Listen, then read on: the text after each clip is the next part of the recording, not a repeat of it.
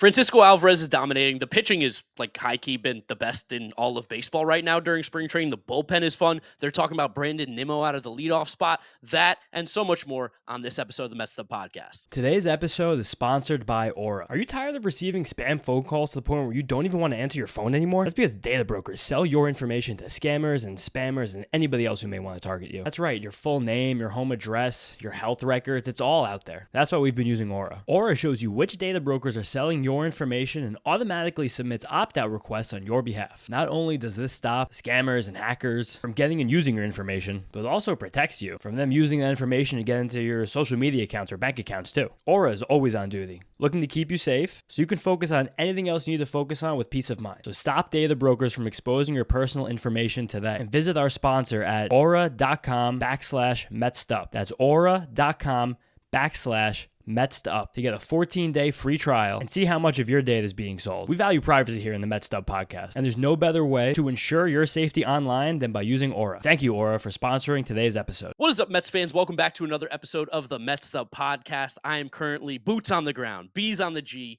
in Port St. Lucie. If you are watching the YouTube video version of this, you will see how red my face is. I just shot a nice 93 at Astor Creek in Port St. Lucie. Great day of golf. Good sun. Florida Mark is back, but we're ready to talk about some baseball, some stuff that went on today, some stuff that's gone on this past weekend. We talked about the Brandon Nimmo lineup thing. We'll probably have a more dense version of that conversation out in another episode just because we don't want this one to be an hour long for you guys. But no, it's coming. We're going to talk about it because it's insane, and I want to yell for about 25 straight minutes. But otherwise, lots of nitty gritty. Like, this is what you come to the Mets'd podcast for. We've said it before. We'll say it again. We're ready to talk about the minutia of spring training. And we're here with James as always. Before we get going into the episode, make sure you guys follow us on all our social media at Mets'd on Twitter, Instagram, and TikTok. Subscribe to the Mets'd podcast YouTube channel if you want to see the video version of this. And if you're listening to us, Apple Podcasts, Spotify, Google, drop us a rating, drop us a review, download, and subscribe. We appreciate you. James, how's the weather out in New York? Is it like 85 and sunny right now? Shit, it's been raining for like 2 days. There was snow for like 12 seconds today. I saw that in my window. And it went right back to rain. But tomorrow's going to be nice. Next day's going to be nice. You're stuck down there in Florida. Don't take the hat off again, by the way, because that hair is abysmal. So be careful about that. What's horrific. Crazy is I haven't been wearing a hat all day, but for some reason I have hat hair. I don't know how I've done it. It's like how they called Hey Arnold football head because he had like the head-shaped football, but it was like long ways. Yours like if they stood it up. With the hair like that. I look like I got the Lego haircut right now. It's like they put the very Lego haircut. Yeah, you look like you're destined for the Navy SEALs, but we know you're really not. But it was a great week of spring training. Weird that we haven't talked to you guys about spring training for like a full week, so it actually feels like there's a lot of stuff to say. Last week we were doing our player preview thing, and you know what? I think we kind of got caught up in a game that we're not really made for, trying to feign numbers and fake views and stuff like that. We see a lot of other podcasts do it, so we're like, must be good for the algorithm. We're gonna do it because it's good for the algorithm. And you know what? It just felt a little dirty. Yeah, the views weren't all the way there, so we'll probably just do some more funky episodes like that, but not fully like that over the next few weeks, just so you guys have some steady content coming until the regular season. But that's not our game. We're not phony. We're not putting out fake content. We do real content. A lot of people do fake content. We do real content. But big news spring training this past week for the Mets is just Francisco Alvarez continues to be every single thing every Mets fans ever hoped and dreamed for. He had 2 huge home runs, one of them off of Yuri Perez, 97-mile-an-hour fastball in, again, we've talked about before, the nitro zone, up and away. Francisco Alvarez, you'll never get something past him there. And then in another game, I think it was that same Yuri Perez game. No, it was next day, the Nationals game. He threw out 3 runners stealing a spring training game. Like, what? This guy can fucking do everything right now. That's the big wrinkle is that, like, we know offensively Alvarez is going to come around. Like, there's never been a doubt in our minds whether or how good he's going to be at the plate. But it's been defensively, like, he was great framing, but he did stink at throwing out runners last year. Wasn't good. And in that game against the Nationals, throwing out 3 was throwing him out from his knees. He was looking quick. He was like a cat back there. Those are all really encouraging stuff, too. And it's just like, I don't know, to me, when I see someone being able to throw out runners like that, it just shows athleticism as well. Like, especially the way that he was doing it. We know he doesn't have like a generational arm where like Gary Sanchez could sit on his knees and throw the ball 98 miles an hour to second base and throw guys out. Not a good athlete. Where I think Francisco Alvarez is now really tapping into that athleticism because we know he runs well, especially for his size, and using it to his advantage. And just like, he's so incredibly impressive. Even when he doesn't do stuff well, I'm impressed. Like, I'm enamored by Francisco Alvarez right now. Alvarez also, he always had a good pop time too. So it was always kind of weird he wasn't throwing these runners out. But I think another cool wrinkle, you said this was a wrinkle, but I think talk about the wrinkle on the wrinkle of him throwing these runners out. 2 of them happened with Adam Ottavino on the mound. And Adam Ottavino has talked a lot about how horrific he is at holding on runners. I know he's made like a real point of emphasis this offseason to fix that. And there was a really cool article Tim Britton wrote for The Athletic about a week and a half, 2 weeks ago, where Ottavino's like, I understand like basically the worst guy in the whole league at this. And then Britton went back and got numbers. And literally, he's by far, the last couple of years, the worst guy in the league at holding on runners and letting guys steal. Since 2000, Adam Ottavino owns the 3 highest total stolen base seasons for any reliever in baseball.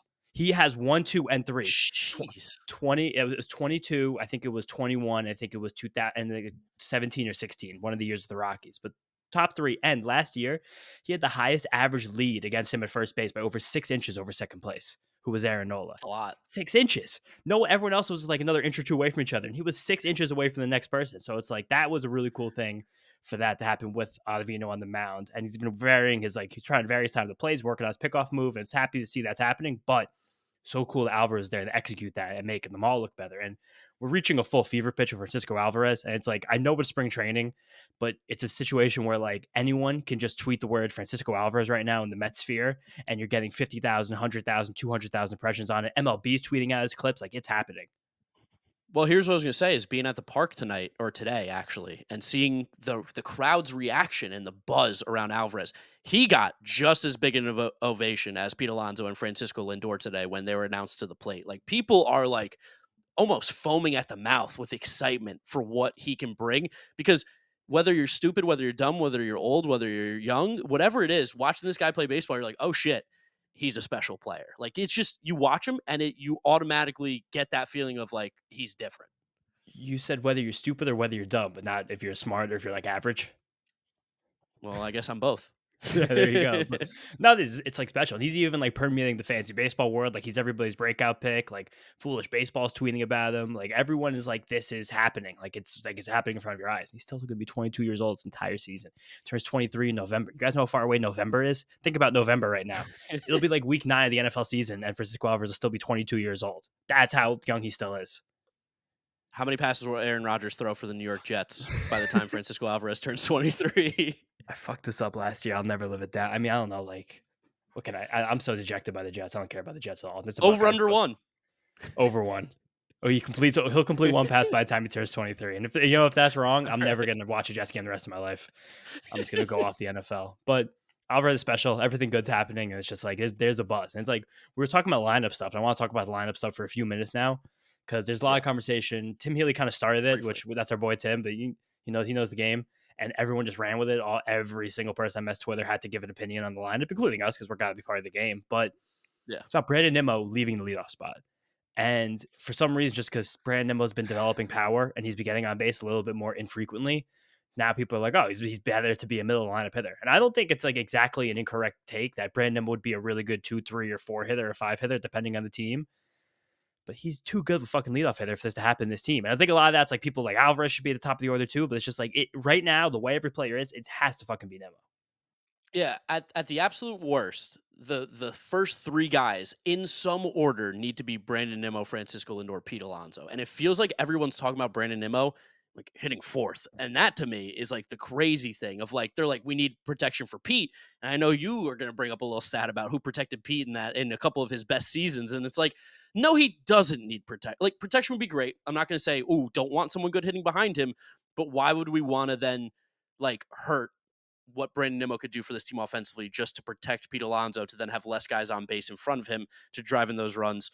I'm getting deep into the weeds and I can start yelling soon if you'd like me to, but it's just like you said, Brandon Nimmo can be a middle of the order hitter. When I say I don't want him to be, it's not because I don't think he's capable of it. And I think that's where people are getting lost in this conversation, is that he's more than capable. It's not the right decision with this team. No, and I think there's a lot about this concept of having like protection in the order that I think is like an old baseball term. People have been saying it for 100 years, so it makes sense in our minds. But Mike Petriello actually wrote a great article about it earlier this winter about this concept he was talking about specifically the Braves and the Dodgers lineups going into this year. And everyone should read it, look it up. I think it talked about Ohtani, it talked about Freeman, talked about Olsen, talked about Acuna. It's significantly more important for the concept protection of a hitter who's hitting ahead of you compared to who's hitting behind you. Because you'll like statistically around the league, especially the best hitters, you're always going to hit better with the guy ahead of you on base. That's it. As long as the guy's on base, like that's your protection. Like that now suddenly like you have to be honed in on. You can't really pitch around a guy with a guy on first, because then a guy will be on second. No matter who's sitting behind you, they can't hit a single. Like that's kind of part of the game. But it's all about who's ahead of you, who's behind you. And you alluded to it. We're going to do a longer episode, probably Tuesday night, come out to you guys Wednesday, maybe Thursday, depending on Mark's travel schedule, just about how we'd order the Mets lineup or predicting the Mets lineup, something along those lines. We'll workshop that title for YouTube to be as sensationalist as possible. But in 2019, Pete Alonso's best season, can you guess who was hitting behind him for the most games of that season? Well, it's not a guess. I know because you told me, and that Yeah. that man hangs around needles quite often. That'd be Robinson Cano. Yes, Robinson Cano, 2019, would be the best season of his career, was hitting behind him more often than any other hitter on the team. So more games than not, for any other guy on the team, Robinson Cano hit behind Pete Alonso. So I think Yep. this concept of protecting Pete, I think it is valuable because we saw Pete get a little swing happy last year and like the batting average dipped, and a lot of people kind of want to find reasons why. I think it was just his health, but this team doesn't have enough quality leadoff options to take Brandon Nimmo out of it. If someone was a good And leadoff option, yeah, but they don't. I want to say this too. Like in terms of run production, the top three has not been the problem. It's been the rest of the order. And I know people will be like, well, then move him down and then he could help out. It's like, yeah, but Lindor and Pete Alonso don't drive in 100 RBIs each the last couple seasons if Brandon Nimmo is not leading off. Like, I don't, that seems like where the disconnect is like the offensive problem doesn't get solved by making your five hitter better by moving your one hitter away. And that's where I think people are not understanding how actually a lineup works. I think again, this is probably where we'll put this to bed before we talk a lot more Yeah. about it in a few days. But I think a lot of people want to just pigeonhole Starling Marte back into that spot because, like you said, he feels like a leadoff hitter. Like you've been Yes. around baseball for a while, you're like, I want that guy leading off. People talk about stolen bases and bat to the ball, but I don't think those really matter at all for leadoff spot. I think the one thing that matters for leadoff spot is getting on base. And in terms of on base percentage, last season was the lowest of Brandon Nimmo's career. I think it was 363. That would have been Yeah. the second highest of Starling Marte's entire career. That happened Yeah. years ago when he was a much younger man. So I think that it's just Starling Marte is just not a leadoff hitter. I don't think he ever was a really good leadoff hitter, like analytically. I think now it's significantly worse. It's just Nimmo's too good at it to take it away. Yeah, if Starling Marte is going to hit 320 with a 370 on base, he can lead off all day. Of Cool. course. Guess what? Starling Marte was dog shit last year. So, like, I'm not just going to give it to him without seeing him actually be able to perform at a major league level again.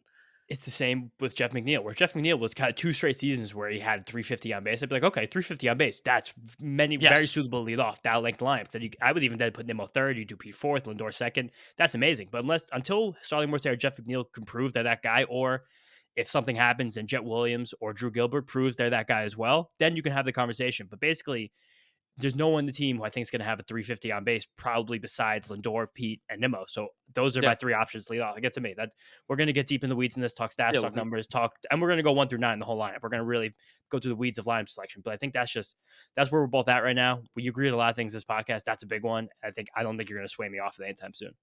No, there's no shot. Now, I will be able to get you to get off this conversation as well because I'll just bring up pitching now. Pitching, Yeah. and James is like, ooh, shiny. Like, I love pitching. Let's talk about it. Severino. Let's talk about Severino. I think that's the guy that everyone's the most excited about right now. I know Tyler McGill's pitching well. Manaya had a bounce back, all this kind of stuff. But Severino has now come out a couple starts in spring training. Has looked really good. About as good as we could have asked, truthfully. I think that the biggest thing I want to talk about Severino is like the way that the rest of the public is getting on him right now.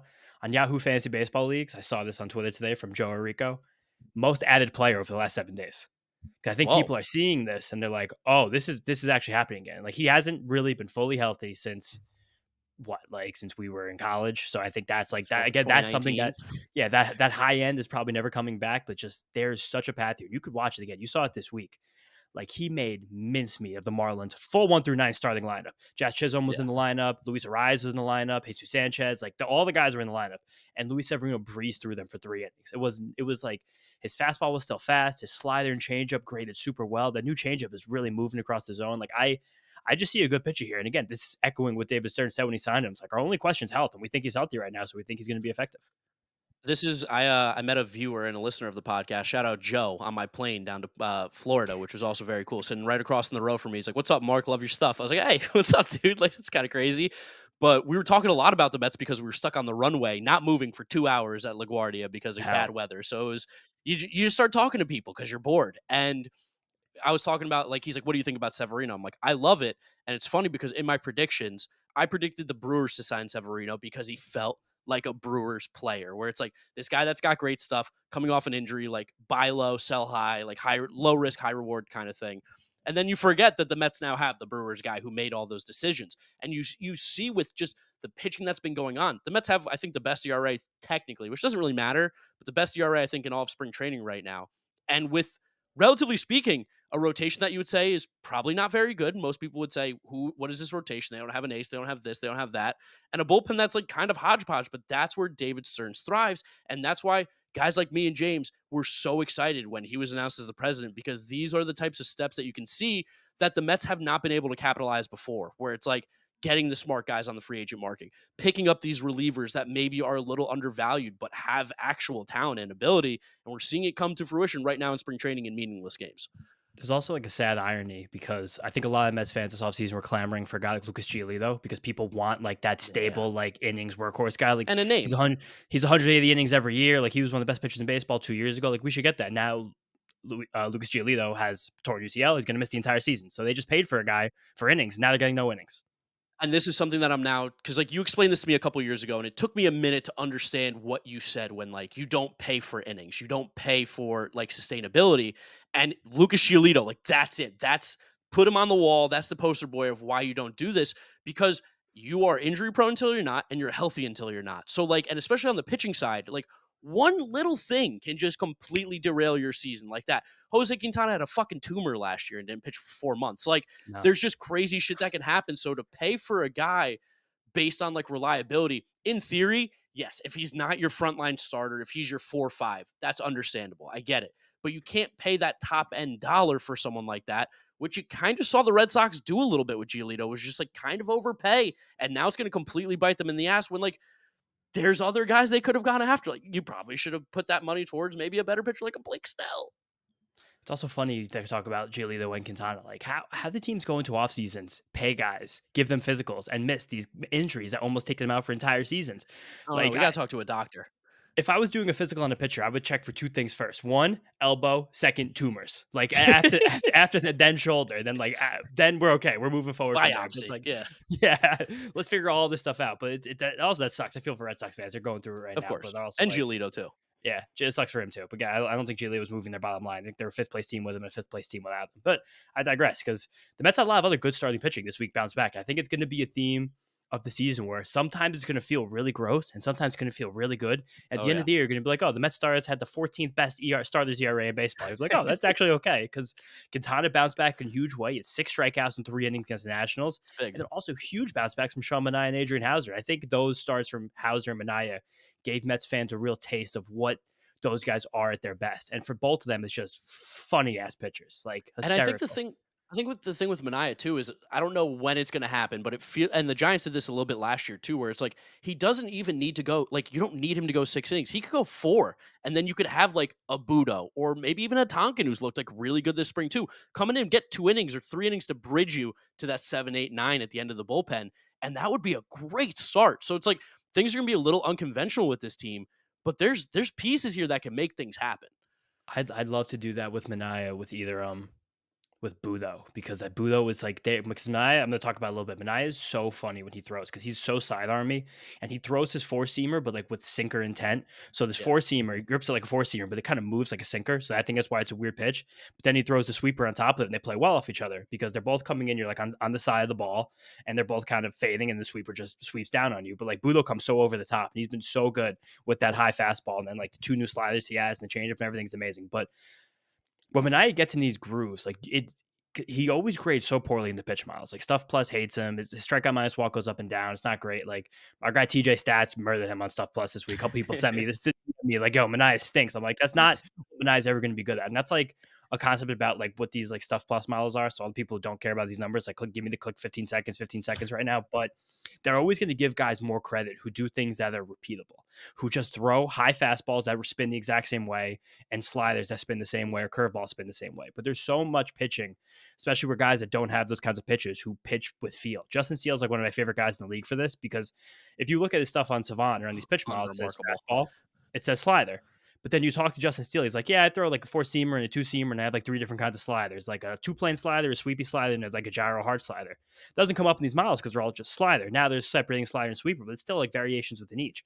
Darvish is so good at this. A lot of these touches, Wainwright was amazing at this. Nola is super good at this. Like these touch and field pitchers, they're never going to grade well in those models. That's kind of what Manaea is because he's kind of taking advantage of different fastball shapes he can utilize in the game, and then he's kind of breaking that sweeper off on top of it. And like with his arm angle, like sometimes looks like that sweeper's moving 9 feet. Yeah. Like the way it comes out of his hand, especially the way his fastball moves and the sweeper So off of it, long. it's like it completely dodges strikes. It looks like it's coming at a left-hander's face, or yeah, a right-hander's face, and it's like coming all the way out of the zone. It's an amazing pitch. I like watching him pitch. There's gonna be some really ugly outings like we've Yeah. seen, but it's like when it's good, it's good. And I think And again, he's not gonna be a traditional starter. I don't think he's throwing 180 innings, no. but for 4 6 innings, like it's awesome. I mean, then you have like Hauser too, which is going to be like the meat and potatoes guy. He's gonna be the dude where it's like, shit, I don't know how he does it every 5 days, but like, man, he gets like 18 outs every 5 days. I don't know how he does it. It's unremarkable. He throws 92, but like soft contact king. Nobody barrels up the ball really against him.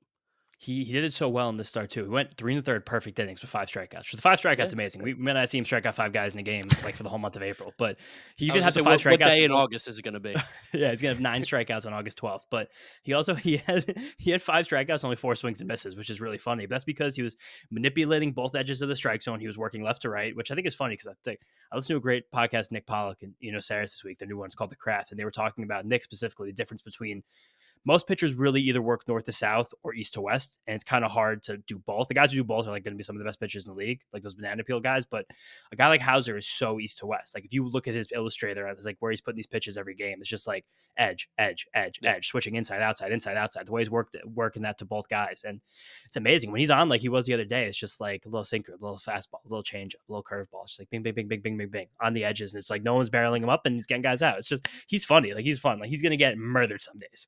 Oh But yeah. then you guys know in the middle of June he's going to go 8 scoreless, and then you're all going to thank Braves are us. gonna eviscerate him in Atlanta one night. Like Kill him. 7 earned runs in 2 innings. It's going to be ugly. He might get 2 outs one of his starts in Atlanta this year, but like he's going to be able to do these things sometimes. You're like, all right, this is a real pitcher. This is a real pitcher pitching. Like if you like watching Adrian Hauser pitch, that's how you know you're a ball lover.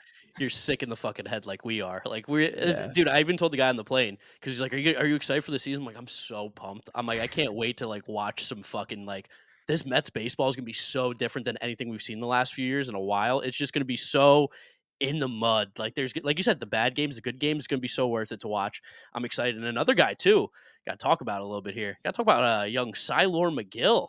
I Big mean, one. this dude has been lighting up spring training, has been you talked about Severino as talking to the town publicly too. I think McGill's starting to get a little bit of hype as well in the fantasy baseball circles and just people talking because just genuinely speaking, statistically, it's been maybe the best pitcher in spring training this year.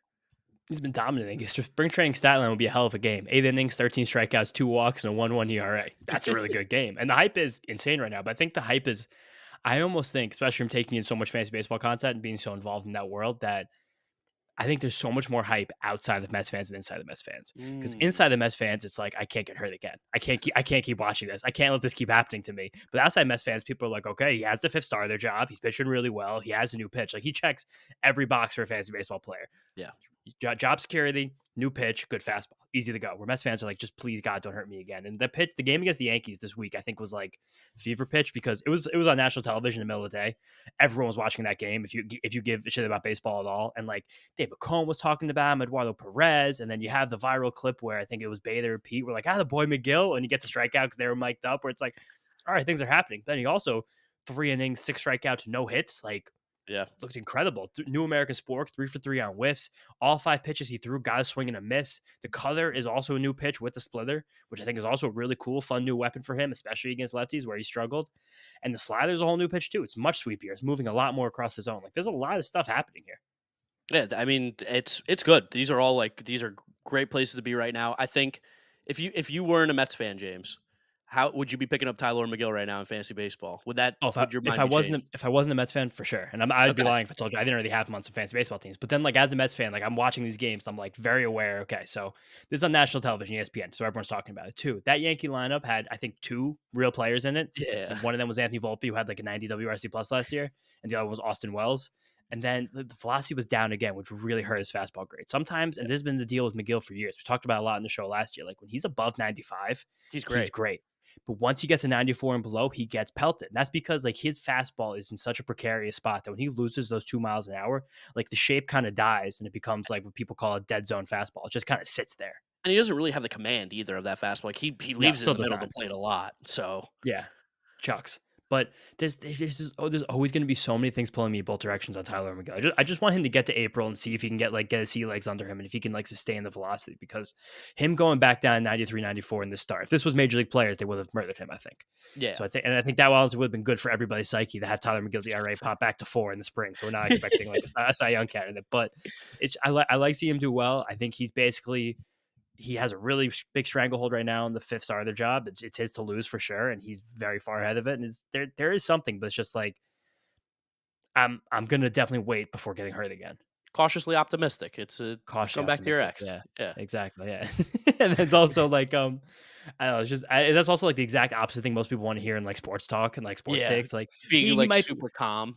he might be okay. There's still some good things. There's also some bad things. People want to be like, he's the fucking best. Or I'm never gonna trust this guy again. But you're never gonna get I that in the gotta show. I gotta make that fake quote card thing. With Adrian Houser's gonna throw a complete game shutout on like July 8th or whatever you said, and then Tyler McGill might be okay. Like that's like That's amazing. I've been trying to do fake quote cards forever for all the yeah. content I've been a part of, but no one's ever listened to me. I still have those old PSDs from back in the day. We'll get on it. We'll get on it. Yeah. Yeah, I'll have some time tomorrow. But yeah, on the pitching side, starting pitching has been great. The other fun thing with this team, that bullpen, and this is something we actually like in the house that I'm staying in, three Mets fans here. We talked about this bullpen. It's like 12 guys deep of that could be major league bullpen guys, but there's like eight yeah, that you have to do because of options and like you'll just yeah. be losing people. So it's in a very bizarre spot where it's like everyone I think agrees Nate Lavender probably deserves to be on the major league roster, but there's no shot he makes it out of camp because he has options and like Michael Tonkin and Jorge Lopez don't. Like, what are you going to do there? It's a super weird conversation. Anthony Tacoma wrote a good article about it, and it was based around Sean Reed Foley, who I totally loved. I think he super deserves a spot in this And team right now. he's But fucking psycho too. I love yeah. that. They basically said that every single day when all the guys get together, like in the cafeteria for breakfast, like the first thing they all talk about. It's like, only half of us going to make this team, huh? Yep, yep, yep, yep. It's going to be about options. Yep, yep, yep, yep. But it's like Diaz, Rayleigh, Ottavino, Drew Smith are like for sure locks. I don't think Yeah, anything could take them off these teams. And then you have Lopez and Diekman, who I think are locks. Both of probably. them right now, they're way down velocity this spring. So that's either one or the other in my head. One is like they know how safe they are and they're just chilling, saving the bullets. The other thing is like something might be wrong because they're both kind of old guys anyway. So I don't know yet. I'm not there. I can't make that decision. But both those guys I think are locks, but the velocity's been way down. They have not been effective at all. So then you have two spots left in the bullpen plus the fifth starter spot, which I don't think we actually need in rotation until like the second or third week of the year when we have like Yeah. 13 games in 14 days. But because that's also McGill has an option, Fujinami has an option, Lavender has options, Lucchesi, Budo, Hartwig, Walker, all those guys have options. So then you have like two or three spots in the opening day roster for Tonkin, Sean Reed Foley, Phil Bickford, who's been horrific, Johan Ramirez, and Yaxel Rios. So it's like it's gonna be interesting to see how it shakes out because like a lot of these guys are doing so many things in the spring where you're like, I want them on my team. You just like casually dropping in Phil Pickford's been horrendous. Have you seen him? Just He's been terrible. yeah, I mean, I've seen him on TikTok too. He looks crazy there as well. Like he's just poor Phil Bickford. He catches a lot of strays on this No, podcast. I love Philly B. I mean, you didn't even think he was on the team. I always think Philly B has a chance, but he's honestly he's been so bad he might pass through and actually get to Syracuse. So it's not even that bad of a thing for the organization. But I don't know, like the Fuji fanfare right now is crazy. People are Yeah, obsessed it's with Fuji. insane. Yeah. Fuji right now, like you could put a picture of Fujinami if you're a Mets content creator, it gets fortune likes. Like Shahar Fujinami on the mound. Our boy Worthy, you're in the house with. He did this the other day. We just put Wait, a let's picture try of it. him. It was yeah. Let's try it. When you guys are listening to this, go check our Twitter, see how many likes it's gonna have. James is gonna put out a tweet on Monday, at some point on Monday, and it's gonna be like, "You, if only Lisan Al Gaib was for fucking Shintaro Fujinami." No, the problem is that he got the loss day and he didn't pitch well. So I Ah, almost I the 'cause I don't want shine. to be negative because I like Fuji. We had Trevor May on. He also loves Fuji. Everyone who's met Fuji says great things about him. So I want to post like Fujinami yesterday and do like zero That's and two fair. thirds innings, 2 earned runs. Like I don't want to flame the guy, but there's gonna be a time next time he pitches. Like I'm just gonna post a picture of him, probably with no comment or caption, and you Laser eye. guys will see. Yeah, and we'll see how it goes. But it's just like for a reliever who signed for $3 million in minor league options, the hype is out of control. It's a little bit Yeah, ridiculous. And like that might be a little bit our fault, I'm gonna be honest. Like I think we might have struck the flames as fire a tiny bit. maybe, We'll say maybe. that, but like he's still only throwing like 94, 95 miles an hour. He threw so lackadaisically, and it's not lackadaisically, but he was taking it so easy his first outing that Savant was calling his fastball splitters because usually he throws his splitter 93 and the fastballs are 94 just because he was taking it so easy. So I think that is a big reason why it's just like he hasn't gotten the results we're looking for yet. It's just kind of getting the feet wet right now. And it's also because I think he probably understands. Someone probably told him, I think you might spend the first couple weeks of the season in the minor leagues just because of those options and everything else happening with the team. Yeah, I mean, it doesn't. It feels crazy because again, like you said, the hype and the fanfare that's going around the mountain of a man that is Shintaro Fujinami. But relatively speaking, from a roster construction standpoint, there's no reason not to have him start 2 weeks in AAA and be like, "Hey, the guys who have no options, you want to stay here, pitch well, like Yeah. prove it, be that guy." And also, you hate to have these conversations, but someone will get injured, whether it be the rotation, the bullpen. 100%. Like by April 15th, something's going to happen. Someone's going to pull this, someone's going to pull that, and it's a shame because these guys are all good. Especially, I'm just super falling in love with Sean Reed Foley. Like Yeah. everything this guy's done since he came back from Tommy John last year has been amazing. I don't think a lot of Mets fans realized how good he was last year, and I didn't even think No. I realized it because we were all just so checked out and dejected, whether you were watching the team or employed by them about what was going on last season. So it's like he was sitting 96 with like lights out fastball shape, like 19, Yeah. 20 inches of inverted vertical break, where it's just like coming at you like this. 50% strikeout rate in 8 innings with a plus changeup and a plus slider. Like he does that thing with the changeup and the slider that I've talked about, like one of my favorite relievers, Ryan Stanek, does, who Mm. just signed with the Mariners, where it's like the fastball has that rising action, so it gets on you hard, you work at the top of the zone with it. And then he has a changeup and the slider that are like 2 miles an hour difference, but about 8, 9, 10 miles an hour off the fastball. But they move a little bit in opposite directions and both Mm. downwards. So it's like they're a little bit frayed off, and the fastball comes out, and it's like a lot of good weapons that work together. And this stuff looks fucking awesome this spring. Still, like I want him in the major league bullpen. He's good enough to be in the major league bullpen. He might be one of the best relievers in this major league bullpen when it's all said and done. Like he like what he has right now is awesome. And it's just No, that's a real he's quote card. it's serious because like those three pitches. I'm like I look at all the pitchers in his bullpen. I'm like this guy, and I'm just a sucker for that fastball. Like when you have that fastball, I'm so in. Yeah. I love it so much. But it's just like watching him. I test everything. I test stats behind it. Like there's no miss. He's got edge too, man. We lack a Freak. little edge on this team. This team's a lot of nice guys, no edge necessarily. And Sean Reed Foley, I'm sure is a nice guy, but something about like that mustache plus like the army haircut and like the tattoo sleeve. I'm like, Yeah. this guy's like ready to brawl at any moment. And what have I said the Mets need this year, James? Couple fights. Couple fights. And it's also cool looking back to last year because we again the dejectiveness of like the fan base and everything, how the season was going, and he was pitching these games in August at like 17 people were in the stands of City. The And we Mets were were two 12 of them. games, yeah, the Mets were 12, 20 games under 15 games under 500, and he was striking out a guy in the sixth inning and just like screaming and flexing. I'm like, yeah, that's it. I'm playing for my fucking life, and I'm gonna let you know about it. And then the other guy right now who looks amazing, also taking camp by storm, Nate Lavender, Yep. dog. We told you guys his quote from last week about throwing 91, 92, but like believing in yourself and making it play up. He's got like a 50% strikeout rate so far this spring. And it's just like he's not going to make the team because he has the options, but he will pitch for the Mets this season, barring injury. And I think that there's a good chance he finds a way to be effective. He's great extension. He has good deception. Like he's a good pitcher. Like I think he's better than Hartwig, who did the same thing last year. Like there's a lot here to like. He reminds me very similar. Throws harder, but the feel that I get watching him pitch feels very Brent Sutery, where it's just like this crafty lefty that you can't really understand why nobody hits him. But at the end of the day, you see the numbers and you're like, look at that. Nobody touches this guy at all. I get Lavender and Gervais confused. Isn't Lavender a righty, Gervais a lefty? No. Lavender's a That's lefty. Gervais is the Gervais the righty. righty. Okay, Yeah. that's my problem. Whatever. But He'll just hold up the hands. yeah, no, hold on my Yeah. hands. I gotta know, but still good. Then there's been a lot of people have been talking a lot about Johan Ramirez too. He's also had amazing stuff. Always been a He's darling of Stuff Plus. he's from the Mariners and Pirates, right? Johan Ramirez, and he was like the dude who I, just like threw like 101 but didn't know where it was going. yeah, I think a cup of tea with the Angels. I want to say too, Okay. maybe something like that. But yeah, and also Yaxel Rios. He also basically throws 100 miles an hour. That's your boy. Like all of those guys, Yaxel, Johan, Reed Foley, and Tonkin, who also was great. Tonkin threw 80 innings in the major leagues last year for the team with the best record. Like you can't really put that guy down. Really like Tonkin a lot. I think He's awesome. he's super valuable in a modern bullpen with what he's able to do. Like you said, 80 innings from the bullpen. Like what the fuck? Like you Yeah, could tell that to someone and they would be like, "No, he did. he No." And did. then you look it up and you're like, "Oh shit." And they were good 80 innings. I think it was like about a league average ERA, or like just below it, like a 4 That's ERA, great. which again, like, it's amazing. But it's like he also, I think he was the most innings for any reliever in the league who made all of his outings as a reliever. And there was another crazy. I remember I had the stat when we when they signed him originally, and the show was a little more dry. But I think like half of his appearances were multi innings. Yeah. Like he was such a glue guy for that Brave staff. And the Braves last year were like trying to bring on AJ Smith Shawver, and they had Bryce Elder hot and cold certain times of the year. So it's just like sometimes you need the guy to come in the fourth and get you the sixth. And Tonkin was that guy a lot. Or more so for the Braves, we're winning by 6 and we need to get from 6 to the 8th. And Yeah. Tonkin was that guy again. Like he's just a good guy in a bullpen to like kind of soak up all the extra innings. I think Budo Kind is of going to work well as that guy too. But kind of what? Trevor Williamsy a little bit from A the little couple bit. years ago. less of a star of this build, Tonkin, than Trevor Williams, but it's just like you need these guys in the modern bullpen. Like I need you to go 3, you can go 2. Can you give me 40 pitches? Yeah, Maybe give me again on Sunday. Yeah, thank you. And that's what Tonkin does. I think there's a lot of fun stuff in this bullpen. I think we're going to see him deployed in a kind of a fun way, and it's going to be cool to see how it all works out. definitely. And then on the offensive side too, because we want to talk about a little bit offense as well. Vientos had a pretty good weekend. He's swinging the bat a little bit well. People are getting excited, feeling good about him again, especially with the JD Davis being put on waivers. Which James JD Davis, you want him back? Yes or no? It's honestly funny because like if there was a world where like this MLB the Show.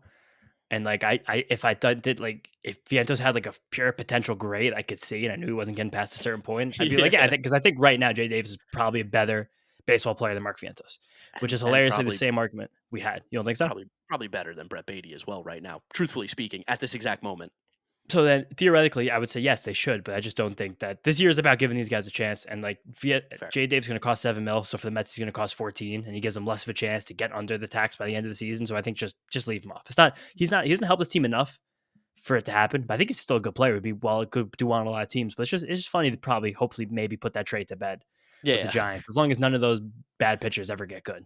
Which I don't think there are. I think they're pretty much all done. Thomas Apucky, you're not worried about him getting a No, resurgence? it was the other one who was in Brooklyn who was actually had Carson good stuff. Seymour? No, that's not him. That's not him. He was in that trade too, but yeah, he's also Zwack. Zwack and Seymour. Those are the guys I was worried to be like actual major league relievers. Maybe 2 years they will be actual major league relievers, and I give the Giants credit for winning that trade. But who really cares? Again, Vientos, good weekend. Nice opposite Yeah, field home run on Sunday. He loves an opposite field home run. 2 more hits and 3 hard hit balls Saturday night. Like the only thing is that they had not put him in the field. no. So I Well, think he it's played very. third today. Oh, it did. Okay, Yeah, he I played was on watching Sunday. He Saturday. started at third. Beatty DH'd.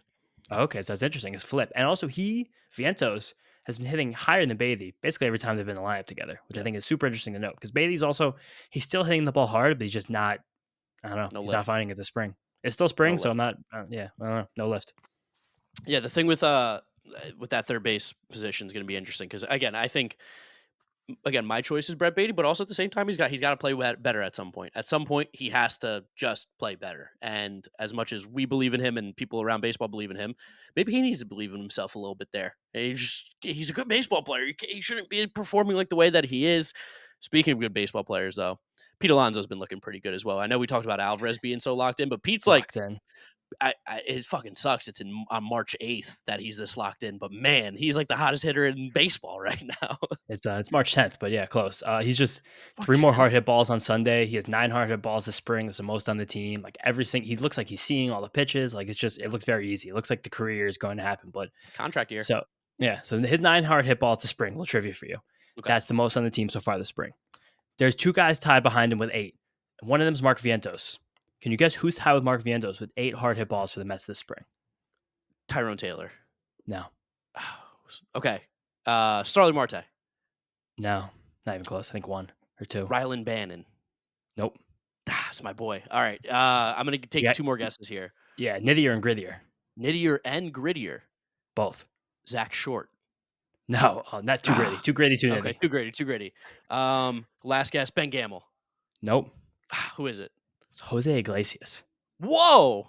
And it's like over 50% hard hit percentage because he hasn't played What? that much. Oh, okay. He's just Fair. hitting the shit out of the ball. No, Interesting. no quantity wise, he's 8 hard hit balls, second most on the team. Damn. It's amazing. Yeah, he's hitting well. I think He we're put talking out a about third fire base. song. Yeah, I think there's a world where there's a part like just the way that Bailey's still hitting. Like he's gonna have, I think, a clean 150 at bats, do whatever he wants. Same Yeah. with Vientos, but I think they have Iglesias and Joey Wendell on this team that if the bat isn't coming around from one of these guys at third base, then eventually we're gonna have to lean into defense. And I And you think will get that's premium defense from those 2 guys with Wendell and Iglesias. what I'm saying. So I think that's gonna be a part of this discussion that I don't Oh, want to man. have, but May 15th we might have to have it. Another hot quote card from James. Jose Iglesias and Joey Wendell might be playing some third base this year. People are like, "Ooh, can't wait! So excited to." This is the team these guys are saying they can't wait to watch. Joey Wendell and Jose Iglesias. Really want to send that shit podcast from those assholes. But one more cool thing happened this weekend. You guys remember Simone Juan, I Mets' top do. international signee 2 years ago? He was bad at the DSL and the complex over the last few years, but he's just walked into Port St. Lucie. I guess he's used to it because he was on the complex all year last year. His first 2 at bats, 107 miles an hour, 106 miles an hour exit velocity, 2 RBIs, 2 Gives singles. you hope. What the hell? That's incredible. He joined Beatty, Lindor, Vientos, and G-Man Choi as the only Mets with multiple balls in play of over 105 miles an hour this spring. And of course, Wow. Beatty has the most of those. Yeah. This is why we can't give up on him. We Never can't quit. give up on him. No, I won't quit. Four batted balls over 105 this spring. He's lifted two of them. So that's okay. But also, Vientos has two with 104.9 exactly, which is That's hysterical funny. to me. Yeah, so he's basically also has four with Beatty, but just that tenth of a mile an hour difference. But it's kind of cool from Simone Juan. The Mets gave him a big bonus. He's probably going to start the year in St. Louis this year because he just kind of has to. So it's just Yeah. he's still 18 years old. Like the fact that he hit balls off of even double A guys in these late spring training games, 107, 106 miles an hour, even just getting to 106, 107 mile an hour exit velocity as an 18-year-old, I think is really good. So that's something. Yeah. No, I mean, keep an eye out for him. And over these next few days, again, that's why you watch the end of the spring training games is for things like this. Like, oh, look at Simone Juan. Look at Rylan Bannon. That's my guy. God, I hope he He's gets a fun. major league at bat this year. I love that guy. He's like my size and 190 pounds. He's a fucking brick shit house, this dude. But like, this is why you watch the games. You get the nitty gritty. That's why you listen to the Mets'd podcast. Who's talking about Simone Juan's 106 exit velos on their podcast? Nobody else. Two of them. Nobody else. Two But of the them. Mets'd podcast. That's what you get here. Anything else to talk about? I don't think there is because we want to save that Nimmo talk, and that's really the big thing for another episode. Yeah. I think the last thing I do want to talk about briefly is the spring breakout game. Rosters were Oh, announced. yes. The game's being played this Friday, March 15th, I think in the afternoon. I think the plan is Mark and I are going to stream it on Yes. our YouTube channel probably. So we're going to try and really, get some YouTube subscribers back into this account because we're doing pretty well over there. We definitely want to do better. Oh my God. That Shea Stadium tweet got 400 likes. Are you kidding me? Let's go. Dude, well, I it didn't was even funny know. because for those of you listening and whatever, I'm on a trip with Wardy. Wardy, big Mets fan. You guys know him, Wardy NYM over on YouTube. Go check him out. And we're waiting online to buy tickets. Oh, two crazy things also happened while this was going on. Waiting online to go tickets, and he like smacks me. He's like, "Nice tweet." I'm like, "That wasn't me. I've been standing next to you this whole time. I haven't been tweeting." And he was like, "Oh yeah, James, forgot about that." He's like, "He does a great job with the Twitter," which he does. But while that was happening, David Stearns and Gary Sheffield like walked right by us to go into the ticketing offices area, and then I saw Keith Rad online waiting to get tickets as Nice. well. So I got to say what's up to our buddy Keith. Yeah. Keith brought his little daughter, Charlotte, first game today. He apologized profusely to me on Twitter because like we talked like very briefly, and I gave him crap. I'm like, "What are you waiting online for tickets?" I'm like, "What is this?" And he's like, "Family day." He's like, "I'm running around busy, like all that kind of stuff." I was like, "All right, yeah, I'll let you go, like no problem." He's like, "I'm so sorry, like I didn't mean to blow you off, like I was I just like love in Keith. full demo." I'm like, "Dude, you gotta know, I have no offense to this whatsoever. Like very obvious you had other things to worry about than talking to me, Mark Luino." So love you, Yeah. Keith. Keith is the man. Keith really was so nice to us last year when we were with the team. Hope we're probably gonna have him on this year before the season starts. But 100%. sorry, I got sidetracked just scrolling our Twitter to find the spring breakout roster. I can't believe that tweet got 400 likes. That's insane. Did That's you funny. retweet it? I didn't retweet it. I didn't retweet it. Nice, good Maybe shit. I'll throw out a But retweet, see how high we could get. yeah, let's get to 1,000 now. Because the other one, Lisan Al Gaib, that was an amazing tweet. If anyone's seen Dune, Mark and I went to see Dune with the So boys this week. That was a good tweet. I can't wait to retweet that as next home run. But spring breakout rosters, I think it's fun. I think a lot of people were concerned that these rosters didn't have Christian Scott or Mike Vassell on it. But I think that's it's honestly a good thing they weren't on it because I think that means that the Mets are very seriously looking at them to pitch in the major league sooner rather than later, which I think we're kind of aware of and we think it's a real thing. It basically means that their starting pitchers, we want to say probably like 7 and 8 for the major league team right now. Or yeah, 8 and 9 maybe because you got Budo and Lucchesi behind McGill. Even though Budo might be more of a glue guy, we'll see. But we're going to have Blade Tidwell in that game. We're going to have Dom Hamill. You're going to see Nolan McLean and Brandon Sproat, who haven't pitched professionally yet, who apparently are throwing 100 miles an hour in the complex, do crazy things. Tyler Stewart had amazing results last year in single A yep. and double A. He was a beast. Calvin Ziegler, we've been knowing about him for years. He also has an amazing fastball shape. Paul Gervais, and then Daniel Suarez, Wilkin Ramos, is that Ben Simon or Ben Simone? I don't know. I don't know. I don't know. It's got to be Simone. I can't imagine it's Ben Simon. But I don't like two very different people. Ben Simon's like from like Westchester, Pennsylvania. Ben Simone is from Venezuela. Like it's very different. Oh man, I feel bad I put an X on that if it needed one then. I don't know. But then on the offensive side too, like I'm excited to see like Ronald Hernandez. I don't really know that much about him, but I know he can hit. Like that's something that's gonna be interesting to see on the offensive Ben side. Simon, born in Princeton. I was Went, close. Like went to Elon. pretty close there with Ben Simon. Not I Ben Simone. I think we're only calling him Ben Simone though from now on. Like if this guy ever makes the majors, he's Ben Simone. Ben Simone. I'm down for it. That's fine with me. Also happy to see Parada. I think he was still a Yep. first round pick who has great college stats. Like I don't think we're as high on him anymore at this point, but like I'd still he still could definitely be a major league player. He's gonna be, I think, in double A for basically his whole year, which Yep. is a good place to be for a 23-year-old catcher. We just have Lisan Al Gaib in the starting lineup, the chosen one. So Who's like 3 years younger. he's one. He's I think like 8 months younger, so he's viewed a little differently. But it's a freak. And then I think the stars are going to be in the Mets infield and outfield, of course, because we're going to have Jet Williams, we're going to have Drew Gilbert, Ryan Clifford, Luis Angel Acuna. We're going to see Colin Houck, Marco Ramirez, and Jeremy Rodriguez, a couple exciting teenagers. Jacob Reimer, our guy, Jesus Baez, who a lot of people are high on. He's like the Mets. He's like the Mets. I'm trying to think of like a way to phrase this. Like he's the traits prospect in the Mets system right now. Mm. Like he's the big guy, the big arm, the power, the shortstop. Like he's got a lot of that stuff going on. Then William Lugo and Julian Tillian, and then other outfielders, Alex Ramirez, who I think is doing a lot right now to reinvigorate his stock as a prospect. I had some Starting the year people. in Double A. Yes, I had some people talk. Who was it? Someone DM me. One of my just DM a lot of people. If you guys ever want to talk Mets, DM me. Kind of try to build it up. But someone was like, hey, Alex. Oh, I think it was just in replies to this tweet. Like people quit on Alex Ramirez. I don't think people quit on Alex Ramirez. I think there was a chance when he was like a back end top 100 prospect where it's like, okay, this could go nuclear now. So everyone's like sitting around waiting for the nuclear jump. But he had a down year hitting. He had a down year defense. He's probably gonna be a corner outfield guy now. So when you're just become a corner outfield guy who hasn't hit the shit out of the ball every level you went to, you're no longer going to be a top 10 prospect. But that's also okay because he's still tracking to be a major leaguer. He just went from like Julio Rodriguez to Gregory Polanco, which I was literally just about to be like, it went like Ron Acuna or like some other random outfielder. Who Fernando Gregory Martinez. I Polanco, don't know. Yeah, Gregory Polanco is a good one because he's another gangly motherfucker like Alex Ramirez. lanky, big dude, gets the bat to the ball, things happen, but just not athletic enough to be a center fielder. And then Nick Morabito, who I think is a fan of the Draft Nick Mark channel, or is that No, Reimer? that was Reimer. Okay, Morabito is the dude that they took who's like a freak athlete, and they're like, we yeah, don't necessarily know what position, but we know that he can run in the outfield. Like, let's see what he can do. yeah, and Rylan Thomas. But I think the Mets have one of the more exciting rosters that team put out there for this event. I think it's also just more exciting because of how familiar and aware we are of all these guys, Yeah. and it's gonna be so cool to see these games. I think this is the best marketing idea that Major League Baseball's had like in decades, like since Yeah. steroids. I'm super I'm super excited for it because I love prospects. Like I love watching these games, and the fact that you're going to actually be able to watch a full team of these guys play a full game, I think is really exciting. It's a showcase, and you don't really Hmm. get to do that too often. The MLB draft doesn't have the same hype because these guys don't come into the league instantly. The international prospect signing doesn't have hype because it's those guys are 14 years old when they're getting signed. So this is a way to put spotlight on players that could be the next stars and educate fans around baseball. Like that's why my videos do well on prospects. People just don't have information on a lot of these guys. And information is hard to get in a lot of them. So it's going to be cool that this game is going to be happening, one, on SNY, but we'll be streaming, and two, have StatCast data available. Like, we're going to get Yes. to see the way these guys' pitches are moving. We're going to get to see how hard Jet Williams and Ryan Clifford and Drew Gilbert are hitting the baseball. It totally like there might be some guy where you're like, what the fuck? Like, holy shit, this guy did this? All of a sudden, he Also, might be the top 10 prospect in the system because he hit a ball literally, 110 or whatever he did. this could be huge. Like, if Jesus Baez puts bat in a ball for 111, like, he's suddenly, like, top 100 list, you're going to be looking at him. But it's like that. Yeah. That's going to be the cool thing. It's also cool that these games are being played interdivision. Like, the Mets are Yes. playing this against the Nationals. So it's like starting rivalries earlier, which I like. I Yeah. think baseball is kind of losing its sense of rivalry. They're becoming NBA-ish, which I hate, and I want these local regional rivalries to maintain forever.